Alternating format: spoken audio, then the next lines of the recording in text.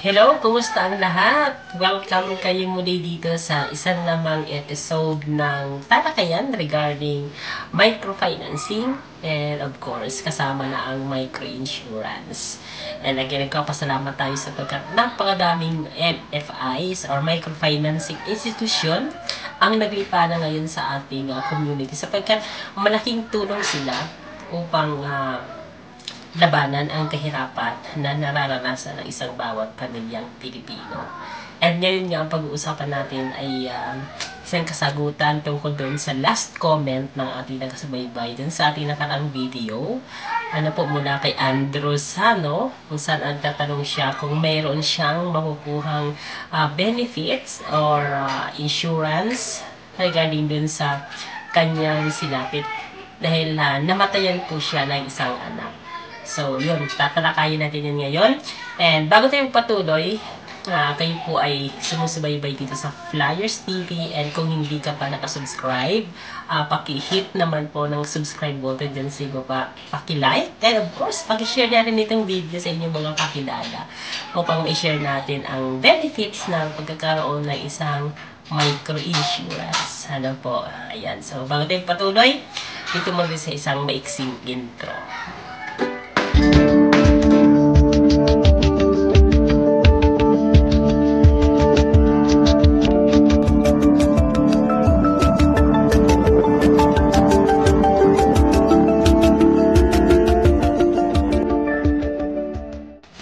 Okay, welcome back dito sa ating talakayan ngayong araw. Na kung saan, pag-uusapan natin ang isang benefits ng isang member sa isang micro-insurance.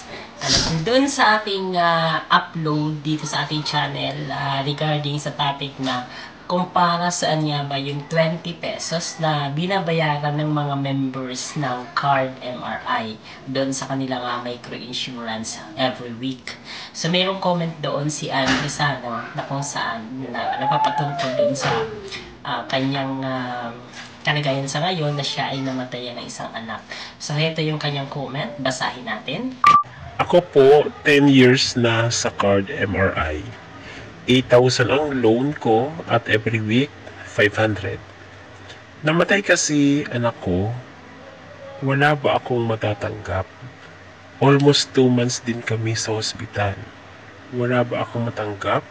Thanks po. Ayan. So, ibabase natin ang ating kasagutan doon sa katanungan ni Andrew mula dito sa certificate of membership ng mga member ng Card MRI. Especially itong hawak ko ay certificate of membership ng isang member or kasapi sa Card SME Bank, isang institusyon ng Card MRI. Ano po, so doon sa sitwasyon ni Andrew, siya ay namatayan ng anak. Kung meron daw po ba siyang manatanggap na insurance dahil siya ay member ng Card, ano po, and then yun, namatayan na po siya ng anak. So, ang kasagutan, base dito sa Certificate of Membership, kung meron kayong kopya nito, so, nandyan po sa likuran niya yung policy. So, pwede natin basahin yan para malaman natin ang kabuuan ng ating mga benefits.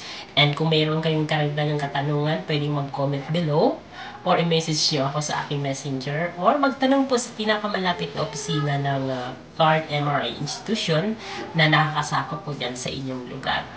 Ayun, so ayun nga dito sa sa membership, kung si Andrew Sano ay isang member ng Card MRI, namatayan siya ng anak, ang tanong niya kung meron siyang matatanggap na benefits. Of course, ang sagot malinaw, meron.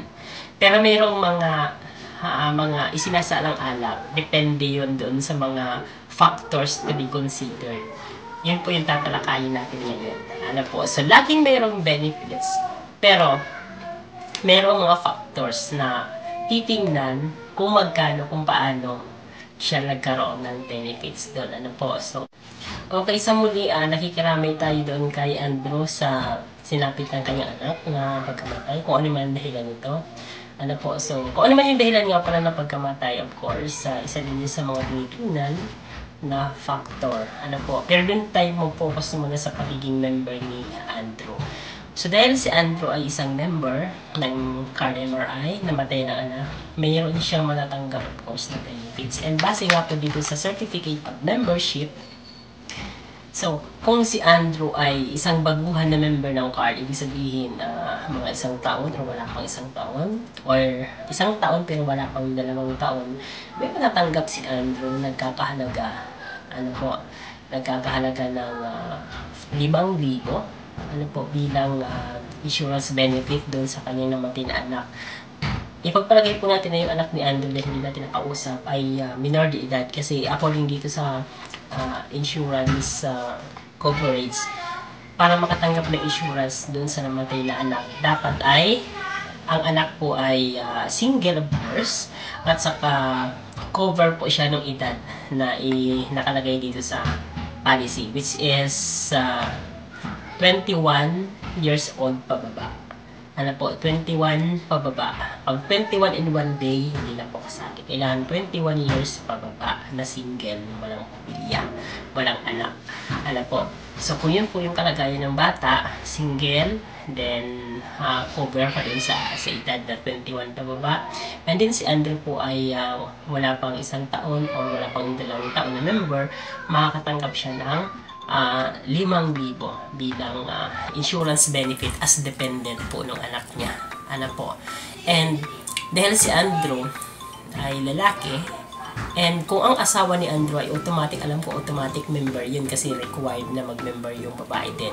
So kung pareho sila member ng card, ibig sabihin yung nanay at tatay ay kapwa member. Ibig sabihin kung magkano yung matatanggap na benefits insurance doon sa pagiging member ni Andrew, yun din yung benefit na matatanggap ng nanay. So, ibig sabihin, kung dalawa silang member, so take 5,000, 10,000 din yun. So, maliit lang siya na bagay, pero malaking halaga siya kung ang titingnan natin is yung tulong na ibinibigay sa atin. So, yung anak po kasi ay dependent. So, may bracket siya. So, yun po yung matatanggap na benefits. Meron kayong 5,000 bawat isa bilang member. At dahil 10 taong member na si Andrew, ang matatanggap niya syempre ay 10,000. At kung ganun din ang kanyang asawa, kung 10 taon na rin ito. Okay, ipagpatuloy natin ang ating discussion regarding sa mga basihan or yung mga factors na kinukonsider sa pagkiklaim ng insurance benefit. At ang isa nga po sa pinagbabasihan dito ay yung tagal ng pagiging kasapi. Okay, so makikita natin dyan sa chart. So, depende kung ilang taon ka lang member. So, depende doon sa tagal ng pagiging kasapi ang iyong magiging benefit sa insurance. And doon sa sitwasyon ni Andrew, dahil siya ay 10 taong member na, so nandun na siya sa maximum level. So, ang tinatanong niya ay dahil sa kanyang anak na namatay, so kinukonsider natin na, for example, minor de edad yung bata. So, ang makukuha ni Andrew syempre ay 10,000.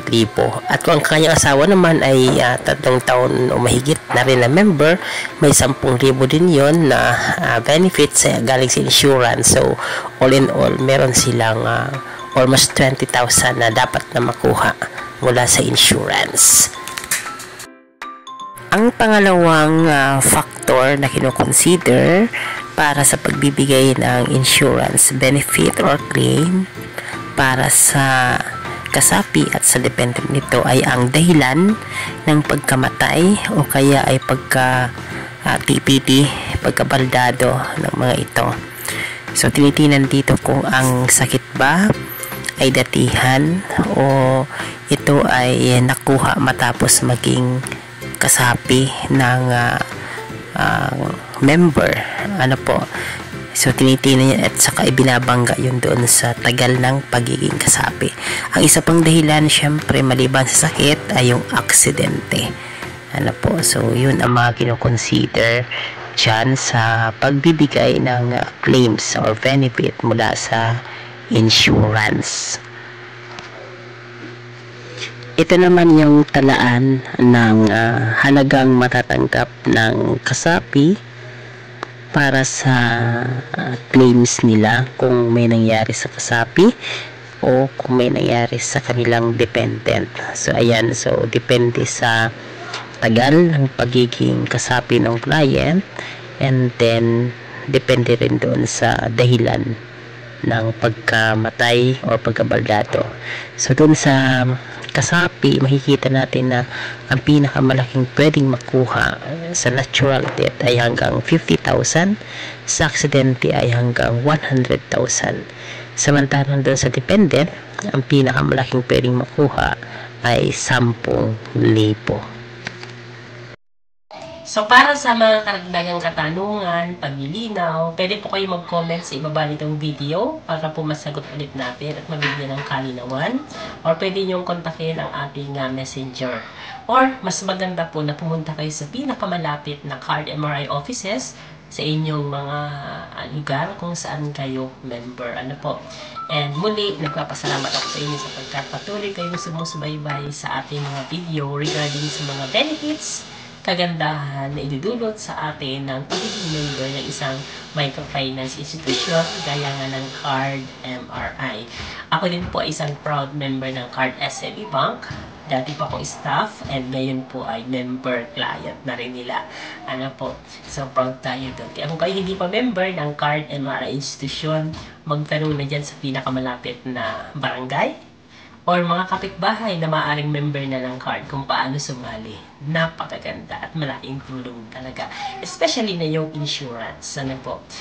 So sa muli, kung hindi pa kayo nakapag-subscribe sa ating channel, mag-subscribe na para pag-updated sa ating mga videos na i-upload. And pwede nyo mag-comment, mag-request ng topic na pag-uusapan natin sa susunod. Muli ito po ang inyong lingkod. Ako po si Sir Rans. Ang tawag nila sa akin, Sir Randy. Ano po, nagpapasalamat, pupulay sa inyong lahat sa patuloy na pagtitiwala sa ating mga ina-upload na video. Panalangin ko na sana tayo ay always ligtas. Ang insurance po hindi nariyan para i-claim natin. Yan po ay nariyan in case sa mga sitwasyon hindi natin inaasahan. Hindi naman tayo kumbaga hindi naman problema kung saan pupuha ng financial na gagamitin na panggastos.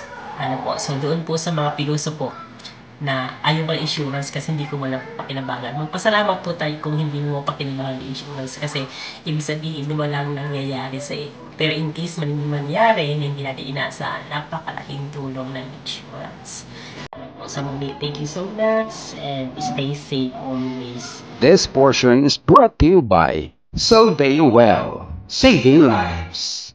Solveo Barley Grass. Why Solveo? Because it is 100% pure and organic, a superfood, an FDA approved, a multi-awarded supplement, grown in a pollution-free environment, organically planted without pesticides and chemicals, harvested at a young age when it is nutritionally dense. Solveo Well, changing lives. Wow!